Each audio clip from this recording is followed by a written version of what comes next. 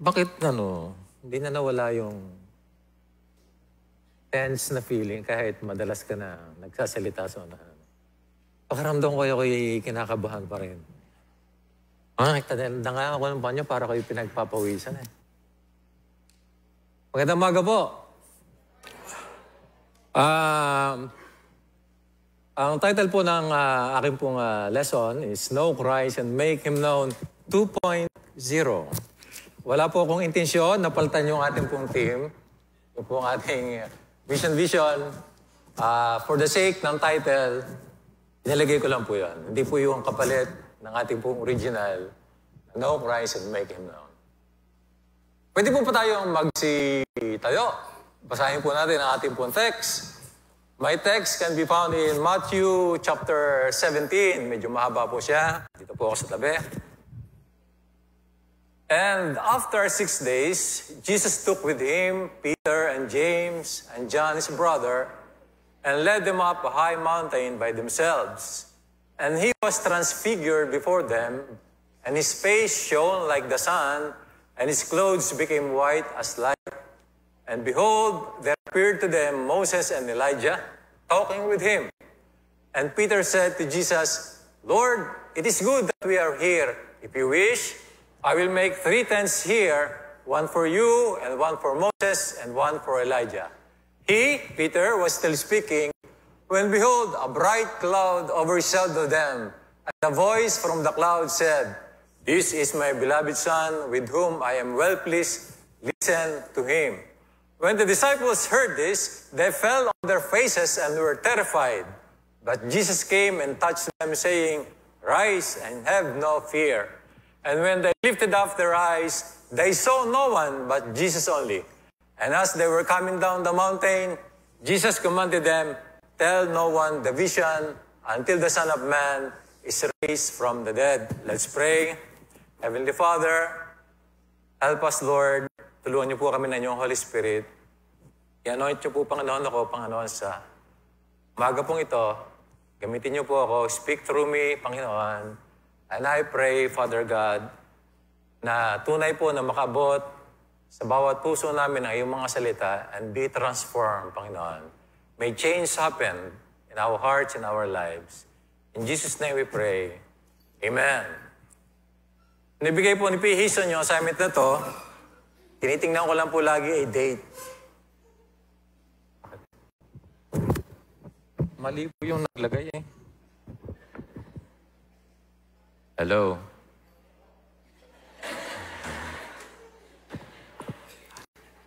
Okay. Sabi nila okay na daw. Mali pala. Okay. May napansin mo kayo? Medyo nakakahawig na kami ni P. Hison. Buti, P. Hison ang kahawig. Alright, nung ibigay po ito ni P. Hison, tinignan ko lang yung date. Sabi ko, yes. Nung binabasa ko siya, sabi ko, gagawin ko dito.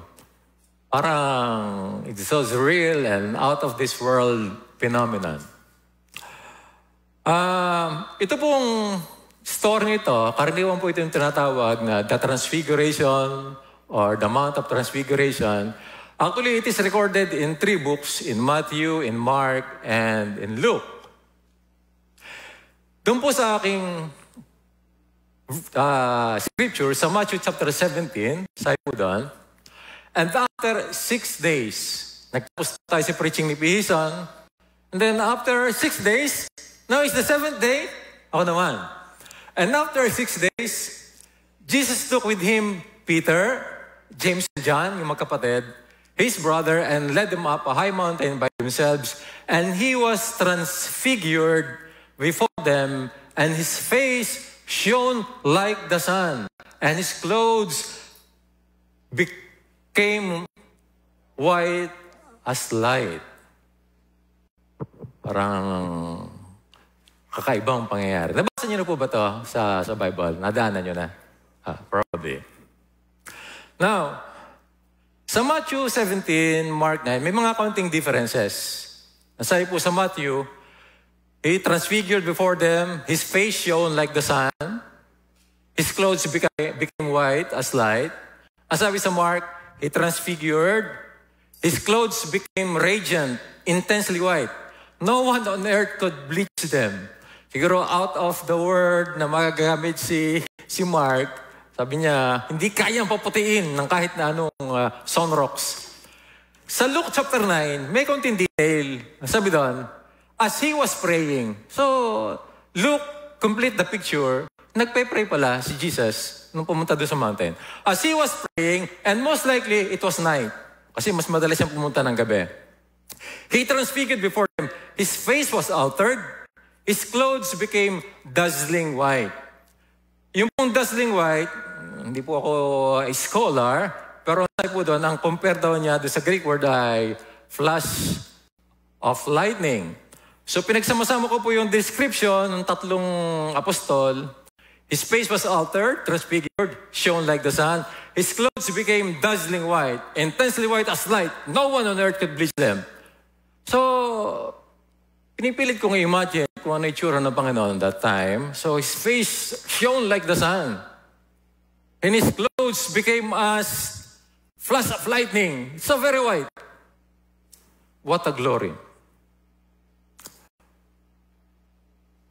It's hard not to recall the same phenomenon happened in the Old Testament. Kung kayo po'y palabasan ng Old Testament.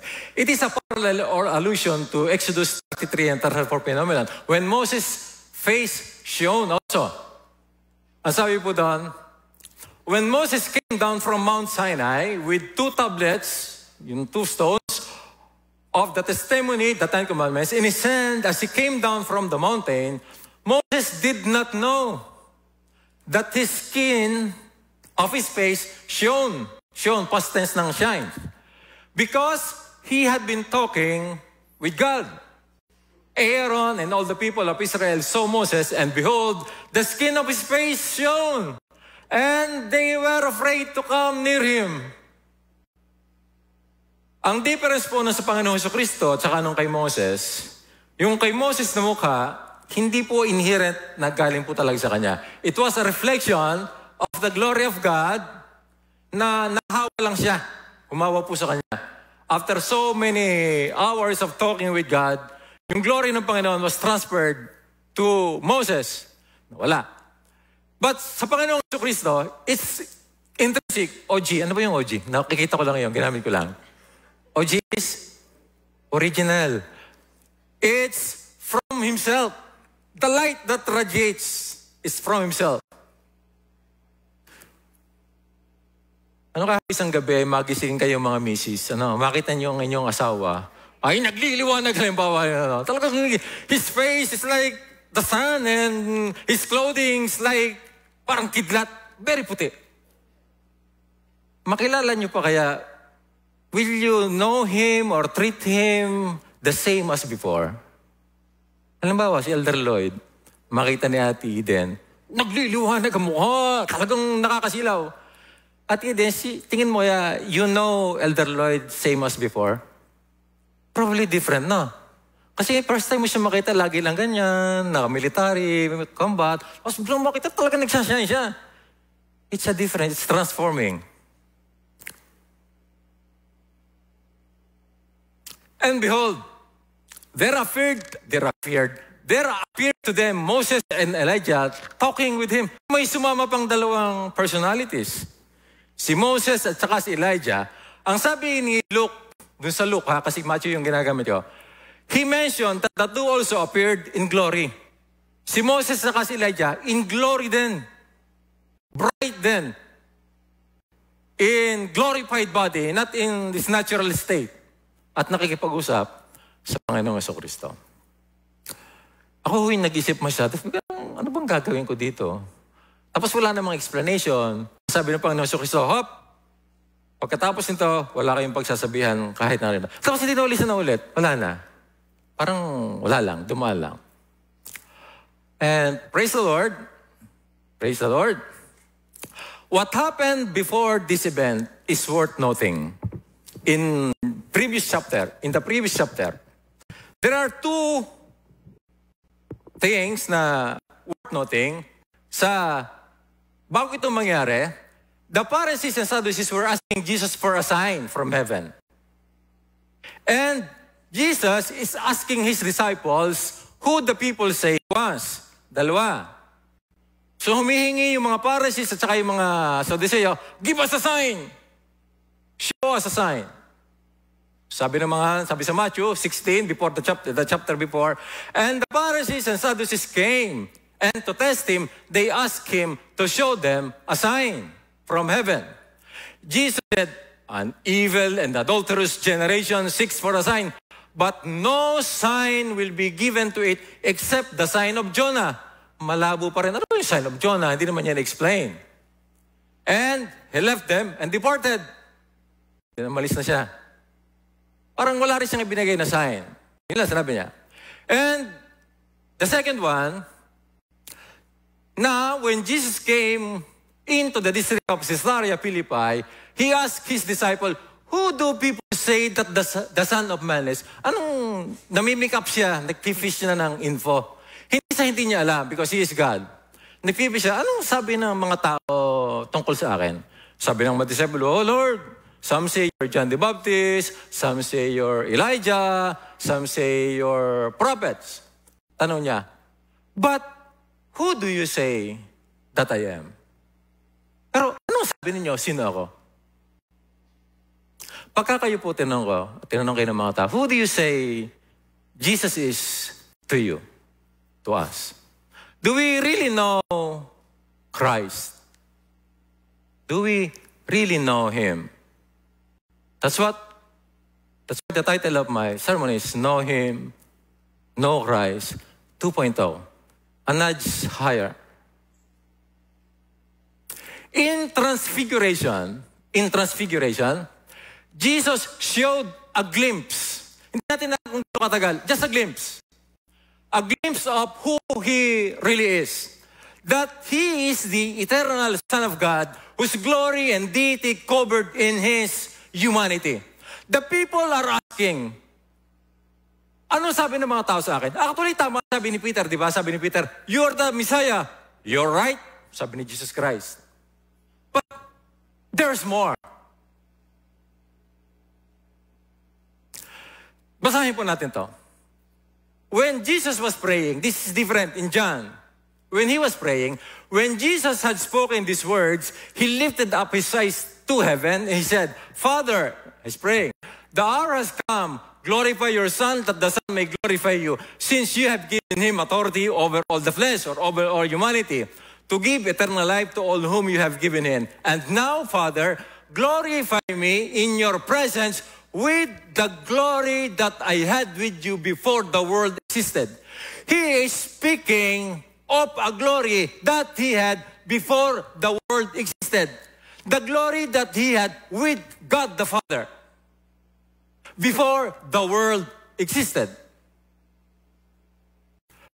Ang sabi sa Colossians 1:17, and He is before all things. And in Him, all things hold together. Now na po si Kristo before everything, before creation. And actually, the universe and everything is intact, safe, because He holds everything. He is before everything.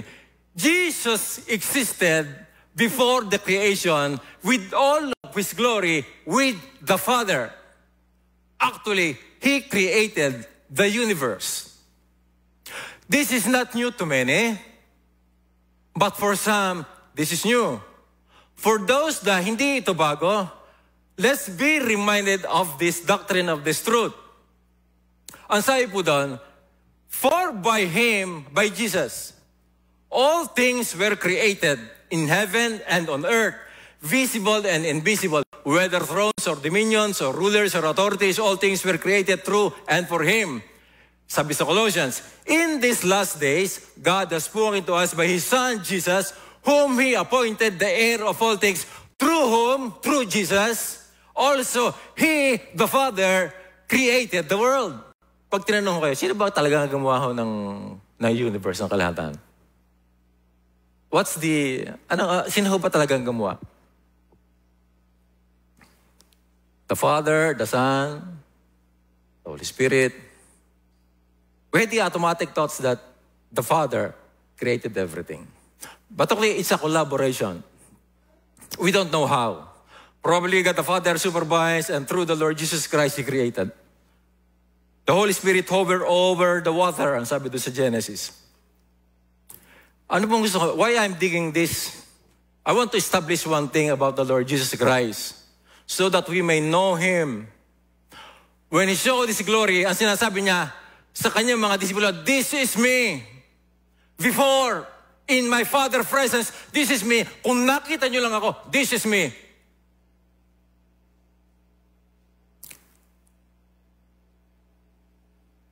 He was the Word, who was with God the Father from the beginning, who became flesh and dwelt with us. The Word here is not an audible spoken word. The Word here is a person. Marami ako napapakinig na teaching na the Word there is the Word that God spoke, the spoken word, the audible word. I don't think so. The Word, sabi po doon sa John chapter 1, in the beginning was the Word. In the beginning, during creation, before the creation, was the Word. Pakinggan mo niyo. And the Word was with God, and the Word was God. So we have two gods now. The Word, who was with God, and this Word is also God. And the Word became flesh. Sino po naging flesh? Alright. And the Word became flesh and dwelt among us, and we have seen His glory. John is speaking. Ang sinasabi niya dito, we have seen His glory, he is referring to the Mount Transfiguration phenomenon because He is one dun sa tatlo. Di po ba tatlo sila? Si John, Peter, and James. This John, sabi niya, we have seen His glory on the mountain. Like the glory, only Son of God, from the Son of God, full of grace and truth. He was before, mananawa ako sa akin, gusto ko lang itong i-establish. He was before Abraham, and Abraham saw His day. For us, for have the understanding, sino po itong Kristong ito na aking kilala? Who is this Christ? Actually, they've met before. And Abraham existed long. He lived before Jesus Christ more than 1,000 years ago. But they've met. Ang sabi ng John chapter 8, verse 56 to 59, ang sabi ng Panginoong Jesucristo, your father Abraham rejoiced that he would see my day. He saw it, past tense, and was glad. Nakita niya nito. So the Jews said to him, you are not yet 50 years old, and you have seen Abraham. Jesus said to them, truly, truly, I say to you, before Abraham was, I am. Bago pa si Abraham, existing na ako. Sabi ng mga Diyos, hindi kita maintindihan. You're crazy, sabi ng mga Diyos. Then they get stones, sabi niya. So they pick up stones to throw at him, but Jesus hid himself and went out of the temple. Ano po ang gusto kong establish? Jesus Christ is God. Only hidden in His humanity that He showed temporarily on that mountain. He showed for some reasons. I will discuss 4 reasons, 4 points. Bakit sa tingin ko ay nagpakita ang Panginoong Jesucristo ng kung sino po talaga siya.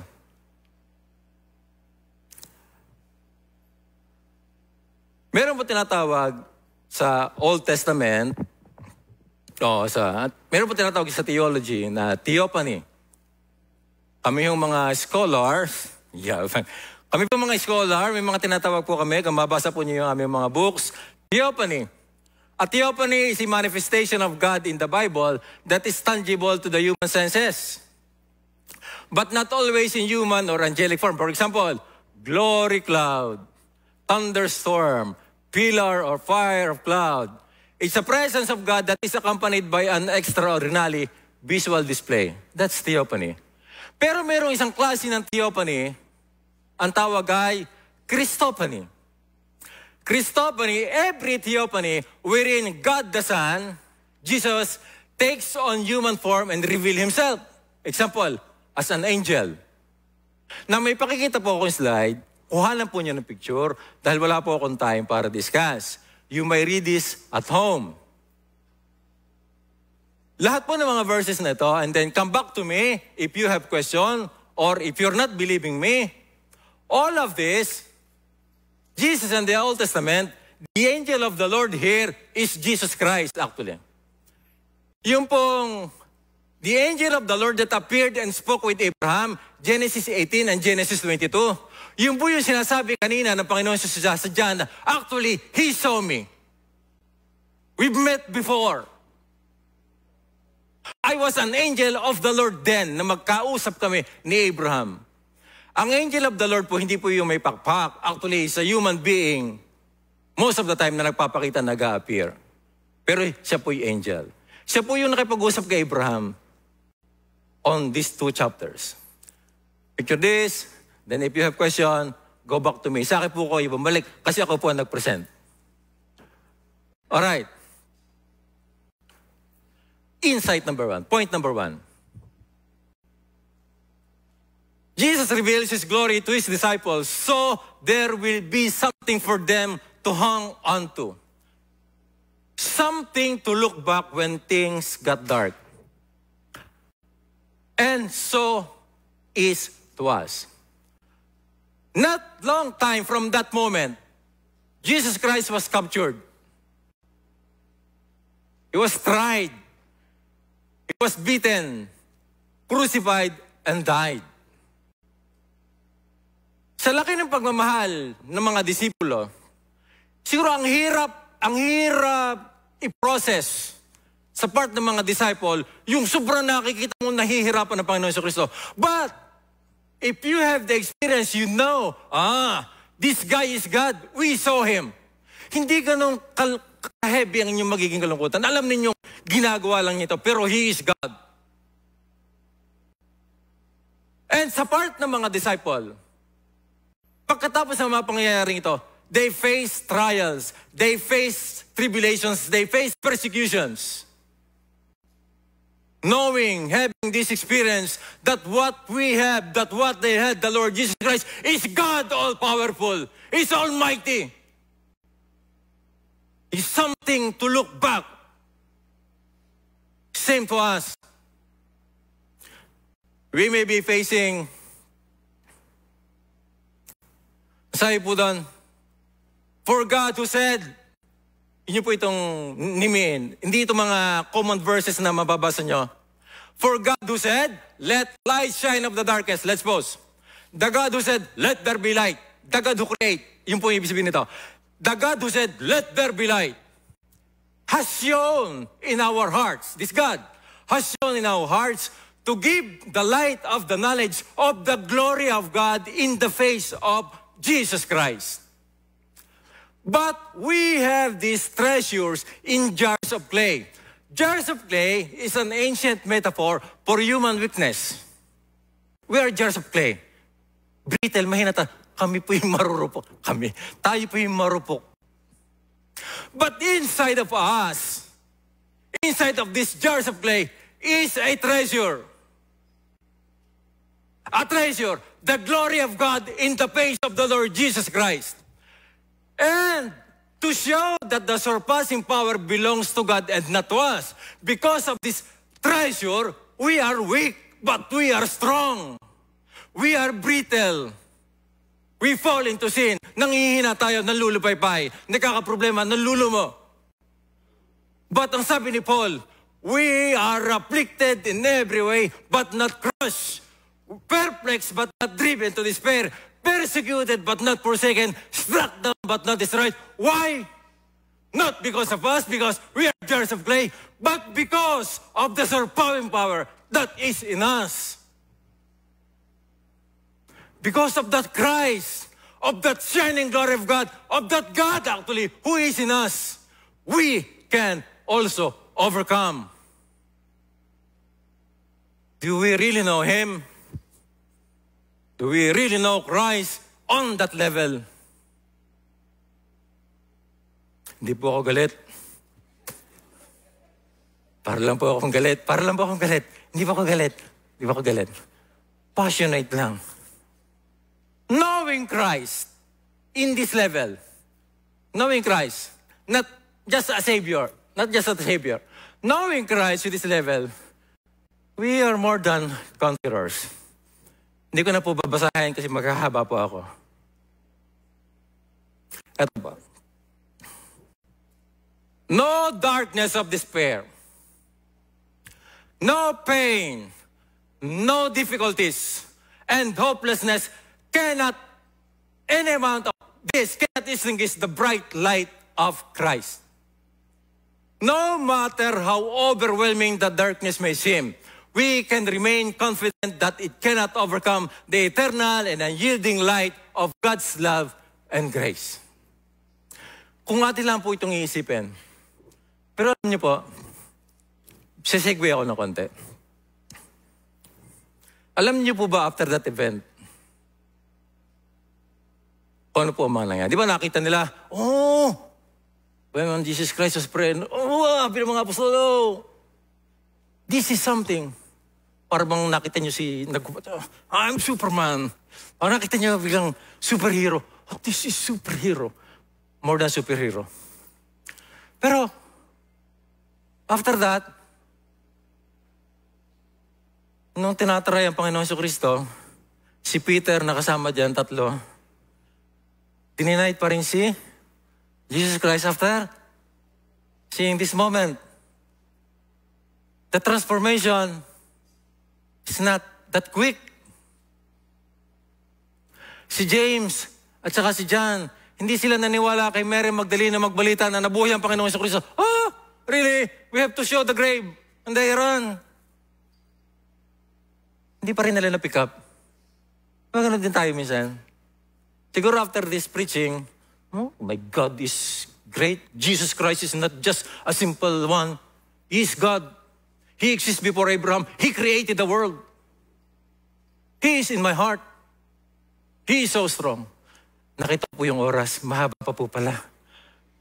Ako yung nagmamadali. Kaya ako yung nag-aadlib-adlib pa. Kasi kukunti na lang ho yung aking slides.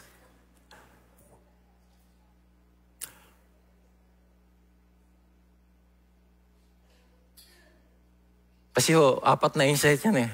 Padalwa na ho ito. Number 2, God's presence transforms us. Remember Moses?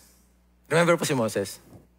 Si Moses po, after, I forgot how many days, kikipag-usap sa Panginoon Jesucristo. Pagbaba niya, yung kanya mukha ay nagsashine. Dahil po nagpabelo. Dahil po talagang shining talaga. At natatakot ho sa kanya, si Aaron, yung mga tao, nagre-reflect. Yan po, sabi tayo. Yan po, inulit ko lang ha, Moses did not know. Hindi niya alam. Hindi niya alam na nag-glow yung kanya skin. Yeah. Moses did not know that the skin of his face shone because he had been talking with God. That's the key. His face shone because he had been talking with God. He was in the presence of God. And isundo po natin. Whenever Moses went in, sa tuwing siya, ang went in po dyan, sa tuwing siya kasi hindi po ito one time lang nangyari. Sa tuwing siya makikipag-usap sa Diyos, whenever Moses went in or comes in before the Lord to speak with Him, he would remove the veil until he came out. What? Meron siya sinasabing veil. Veil.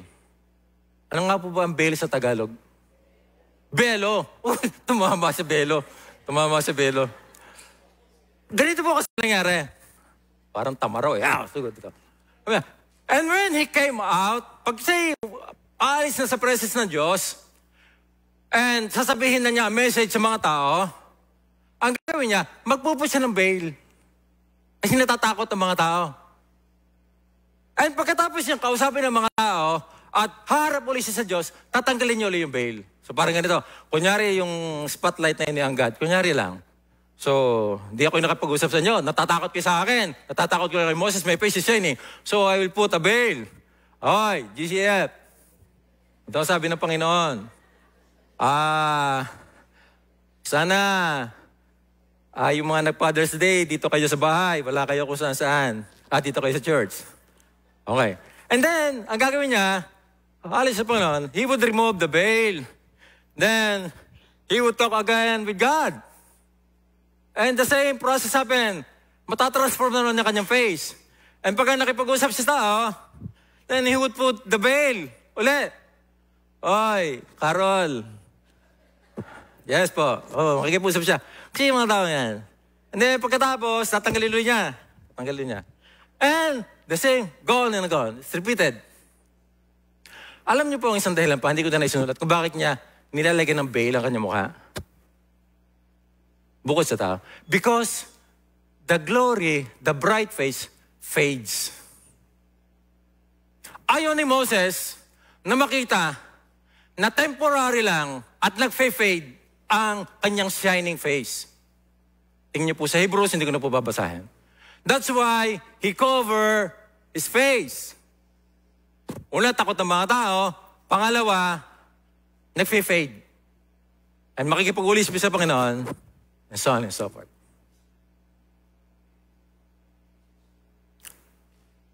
Limihin po ninyo ito. Madalang din po ito makita na verse, but I will explain. And we all, with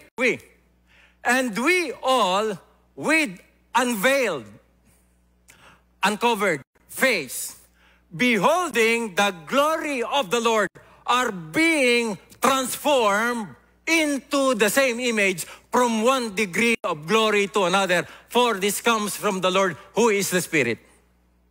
Tayo daw mga mananampalataya, wala na tayong veil. Kasi sabi ni Paul, sapagkat ang gospel ay may veil lang doon sa mga hindi pa naliligtas. Sapagkat ang kanilang mga isip ay nasaraduhan ng kaaway. Sabi sa Bible, but we believers, our face unveiled na. Unveiled. And with this unveiled face, beholding the glory of the Lord, we are being transformed. Every time that we behold, we look, we go to the presence of the Lord, we are being transformed.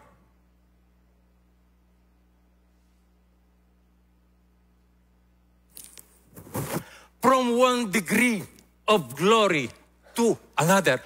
Not instant. One degree. One degree. One brightness. Mamaya i-explain ko po with my illustration. Ang transform pong ginamit doon, magano po ako, kunyari, magmatali-talinuhan po ako. Ginamit po itong Greek ay metamorpho. Kunyari, matalino ako.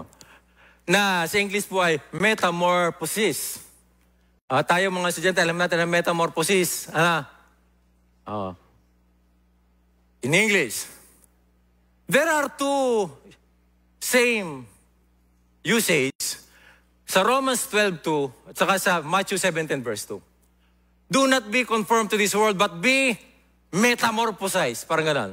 But be transformed by the renewal of your mind. O renew, nagkamali po ko ng type. Jesus transfigured, he was metamorphosized before them. Alam po natin yung process ng metamorphosis. From egg, actually may egg pa dito yan, magiging caterpillar, magiging pupa, yung butterfly, unto adult, butterfly. The point ng transformation is, to the point, as if you will not recognize the before condition. Pag pinakumpara mo yung before and after, you will not recognize. Hindi mo na makilala. That is transformation. Marami nga pong debate mga scholars kung nakilala ba talaga ng mga apostol, ng tatlo, si Jesus na mag-transform. Kasi yung mukha niya is so bright. And then yung kanyang damit, parang lightning. Alam mo, nag-imagine ako, ano kaya talagang itsura? Yung nakikita ko mga picture kanina, parang hindi ganun eh. Remember Mary Magdalene?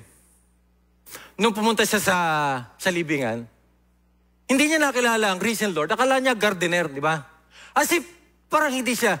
Yung tatlong disipulo in Emmaus, the road to Emmaus, tanda niyo? The road to Emmaus. Tango naman kayo kahit hindi nyo ko. Tango naman kayo. Sige, nabasa niyo yan? Yes. Di ba sumabay sa kanila, hey guys, ano ang pinag-uusapan nyo? Sabi niya, kuya tayo, hindi taga rito. Hindi mo ba alam man nangyari doon kay Kristo? Napako sa krus. Hindi rin siya kilala.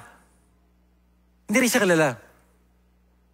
Ano kaya sa kabilang buhay, pagka tayo nabuhay ulit? Di ba, in the glorified body na tayo. Tayo kaya, Kuya Manding, ito pa kaya, kilala tayo kaya ng ating mga asawa? We don't know, no?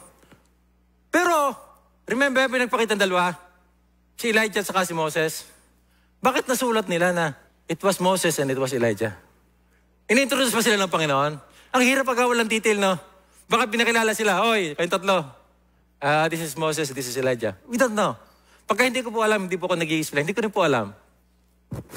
What? Babasa po ko ng isang, sabi po doon, sa ating binasa kanina, and we all, with unveiled face, wala lang po tayong veil, we are being transformed in what process? By beholding the Lord in His glory. Ano po natin nabibehold ng Panginoon? By being in His presence, by praying, by reading His Word, by daily communion, by beholding His glory, by being close to Him. Nagre-reflect yung kanyang light to the point na isang araw pa lang hindi na rin tayo makilala.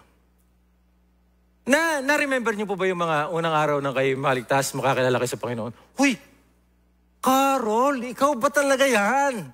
Di ba gano'n? Oh, sorry, si Carol, lagi ko nakagagamit yung sambot. Sorry po, ikaw ba talaga yan? Di ba gano'n? Na-experience niyo yun? Hindi ka makilala. Hindi sa hindi ka kilala. But your personality, your life, who you are, really transform. It changed. Di ba? Ang mahirap po sa atin ngayon, baligtad.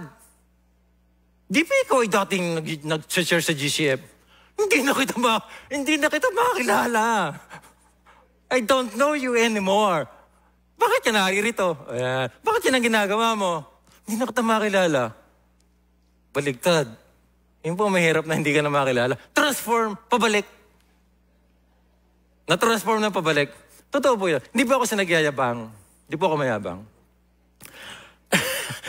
Nung kabinataan ko, di ako po pinapaka mag-iinom at the age of 11. Grade 5, grade 6. Ako, yes po. Dahil wala mo sa aming kuryente, ambisyo ho namin, Fortune cigarette, yung ako nag-aral, at saka po, gin, yung bilog. Noong ako po yung mag-high school, natuto po ako durog-durog, nagdadala ko ng marijuana sa bukid. Hindi ko man ho binibenta. Nakakatikim mo mga taga-bukid. Yayabang, mga nakabagsak sa pantalon, mga hipi-hipi. Laging lasing, tulog sa kalsada. Nung makakilala ako sa Panginoon, bago ako kayo makarating sa aming bahay, mga 4-5 inuman yung dadaanan nyo. Medyo palubo yung amin eh. So nung una po ako mananampalataya, hindi po talaga ako makatanggi. Pare, parang di ka naman sa amin. Una po talaga, may kasabihan pag natakalan ka na ng alak, hindi mo na pwedeng itapon. Nung una, hindi ko kaya manindigan. Hanggang dumating ho yung point na ganito. Kahit po tatay ko, sabi niya, parang hindi na ikaw yung aking anak. Sabi nung mga dinadaanan ko, pakinig mo yung pinag-uusapan nila. Shh, pare. Ang pangalan ko kasi Katsu. Ako si Katsu. No, ang tawag ko sa akin, yes, Katsu po ako. Hindi po Ruel ang tawag sa akin. Tamo si Katsu. Yung magsasabing adik-adik, durog-durog. Tamo nga yung pastor na. Hindi man ako pastor. May akala mo pastor eh. Yung bubulong siya, akalain mo yun. Noon ho yun. Talagang ibang-iba eh. Ibang-iba. Hindi ho ako nag-iba. Doon po yung transformation. Halos hindi ka ma-recognize. Your personality. Amen. Yung mga taga-talumpok, yung kayo mga bata, pag kayo umuwi sa bukid, parang hindi kita anak. Parang hindi na ikaw yung dati. Ganun yun. Ganun po yun.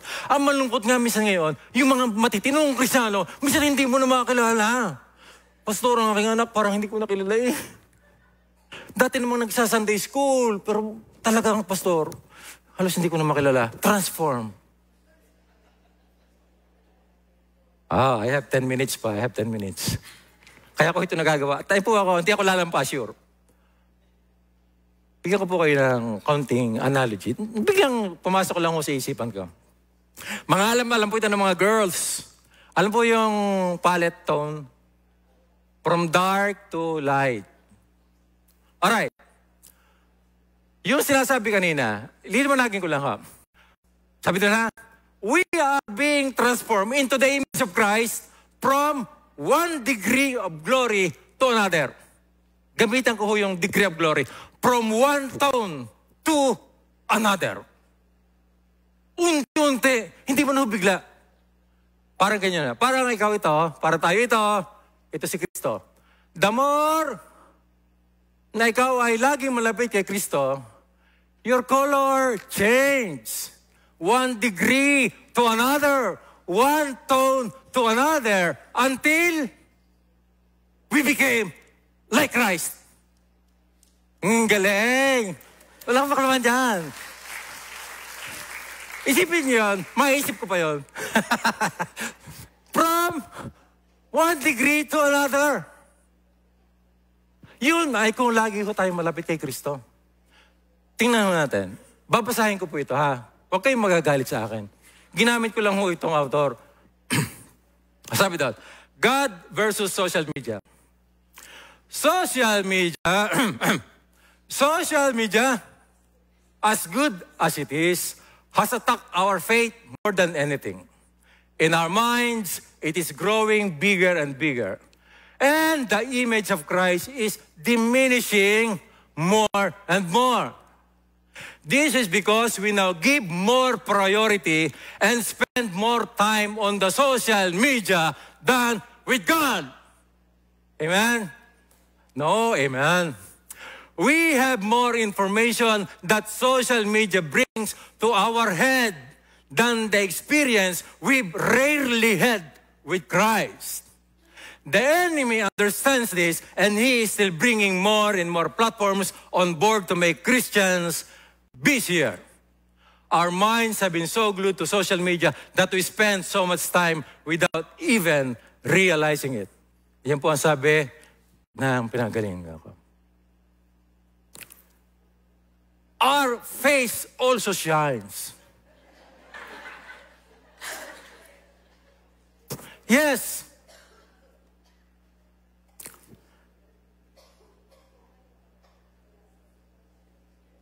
Kailangan ko po ba magsalita? The image of Christ diminishing. The image of the world getting brighter. What we see, what we heard. We become what we behold. Diba? Sabi doon sa game, we become what we behold. Puno ho ang ating isip lagi. Hindi ko sinasabing ako, hindi po nagso-social media. Ako po yung magiging, ang tawag doon, hipokrito po sa inyo. Be sure that we are spending time with God because His presence transforms. Until we become, unti-unti po yun. Parang yung tone. From 1 degree of glory to another. From 1 tone to another. Unti-unti. Ngayon parang ganito ang ugali mo. The more that you pray, the more that you read your Bible, the more that you talk with God, the more you go to church, then nagbabago, unti-unti. Pabago ng pabago, pabago ng pabago. On the other way around, pagkakipalayo ng palayo sa Diyos, hindi ka na nagpe-pray, hindi ka na nagre-read ng Bible, you're in social media most of the time. Isang araw, kamukha na natin ang mundo. Yung suot, yung ugali, yung itsura, the way you live. Kamukha na po tayo ng ating mga pinapalo. And our faces are shining too.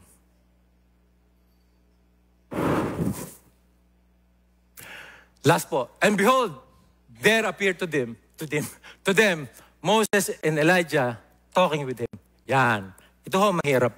Ano kaya yung kanilang pinag-uusapan? I have 8 minutes. Ano kaya yung kanilang pinag-uusapan?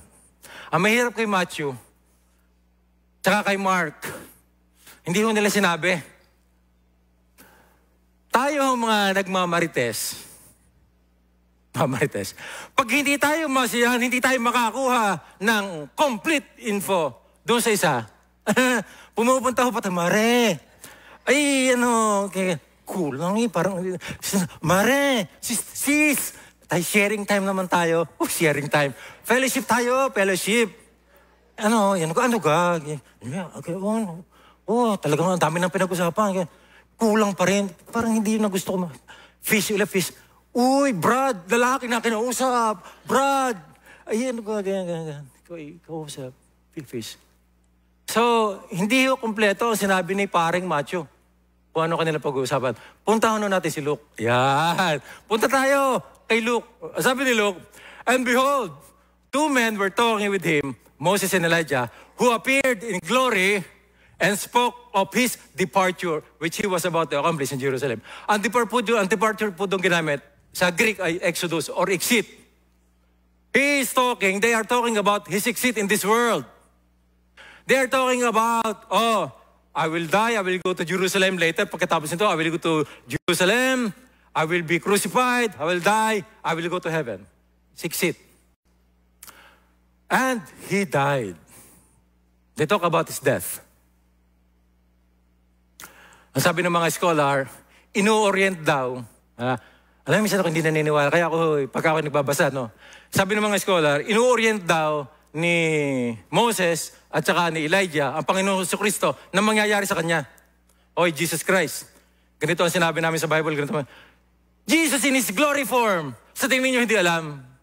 Alam niyo yun. Nais mo ko baliktad. Posibleng ang Panginoon Jesucristo ang nag-orient doon sa dalawa. You two, you prophesied about me.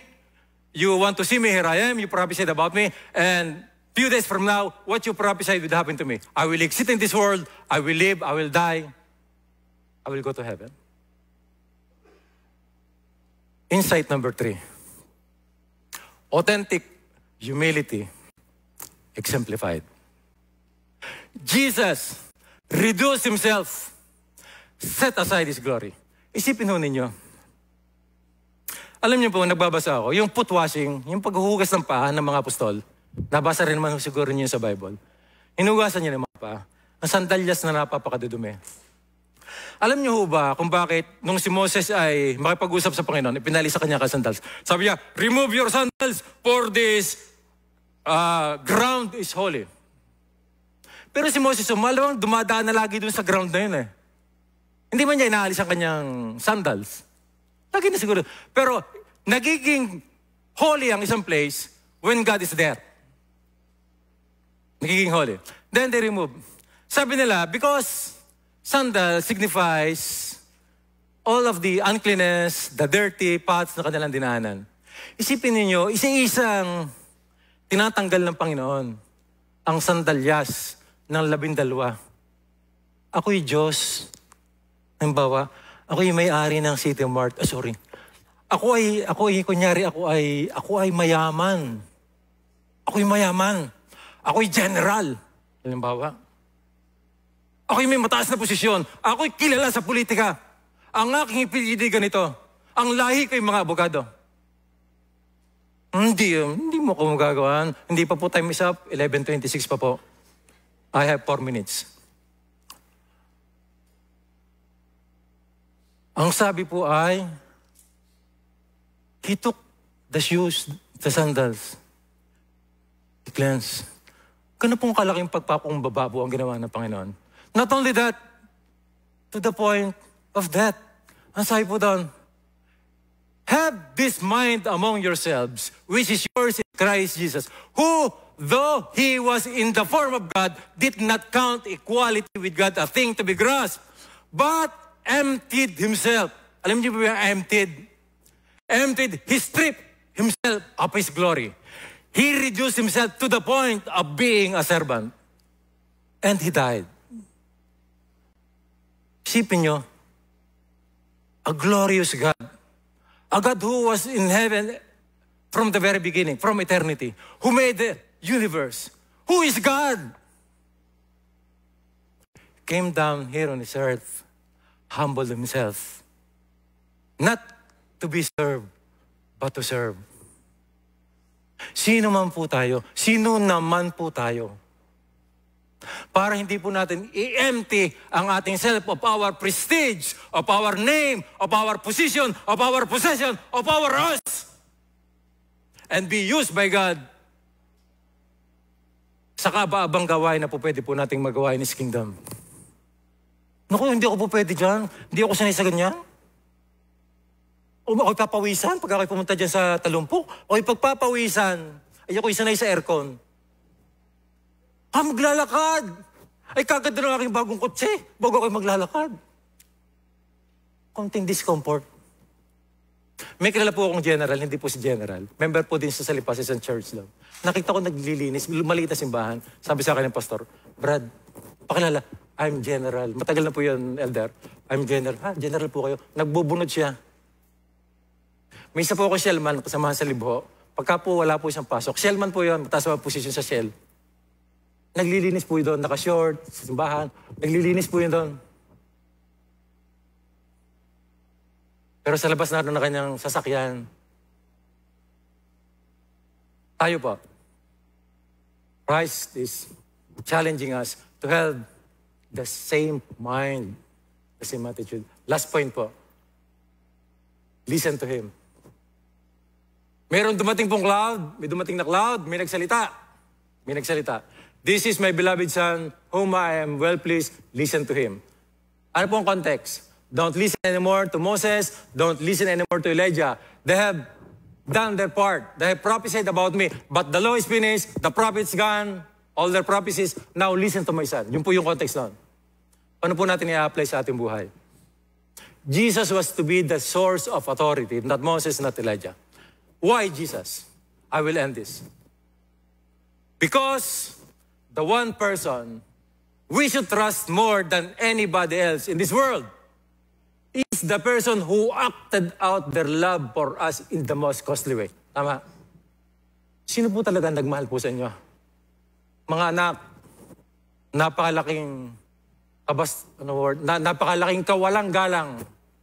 Kung mas pinapakinggan pa po ninyo ang inyong mga kabarkada, influencer sa social media, at kung sino-sino pa, na wala naman naging bahagi sa buhay po ninyo. Because Christ gave His life for us. So costly. His life.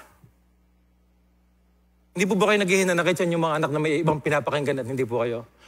Mga mother na dinala nyo ng 9 months, mga father na binuhay po natin ang ating mga anak. We love so dearly, cost so much. The Lord Jesus Christ gave His life. He humbled Himself. He is God. Pwede niya sabihin, wala akong pakialam sa inyo. I'm God. But He humbled Himself. He gave His life for us. We should listen to Him. To those who acted out their love for us in the most costly way, we should listen to them. To end, know Christ and make Him known.